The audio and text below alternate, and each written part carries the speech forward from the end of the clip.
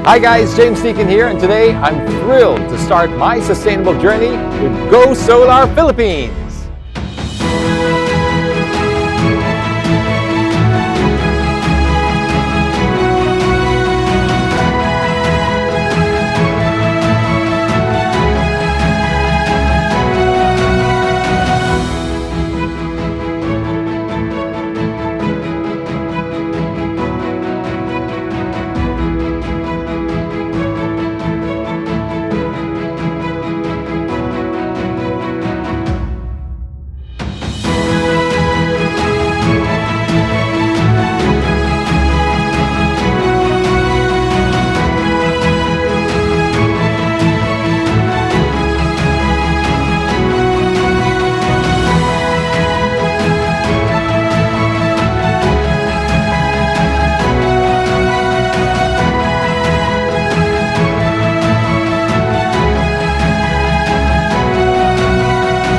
Talagang kailangan ko ng makakuha ng solar para makatipid. So, ayun nga, nag-start ako sa GoSolar. Second project ko na to with GoSolar, and you cannot go wrong with GoSolar. I said earlier, the billing was 18, 14, naging 12.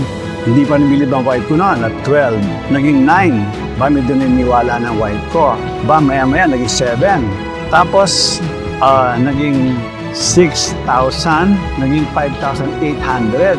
Ngayon, kaibigan na niya kayo. Kaibigan na kayo ng wife ko. But the key here is when you're choosing a company, kailangan yung after sales ay nandun. We're talking about they are present, they are on the ball, 100% they have your back. Because whatever you, with the mindset na you are investing in solar, napabalik naman yan. Pero pag nagka-problema on the way, wala din. Diba? Who's gonna help you pag hindi maganda yung after sales team. That's what I appreciate about GoSolar.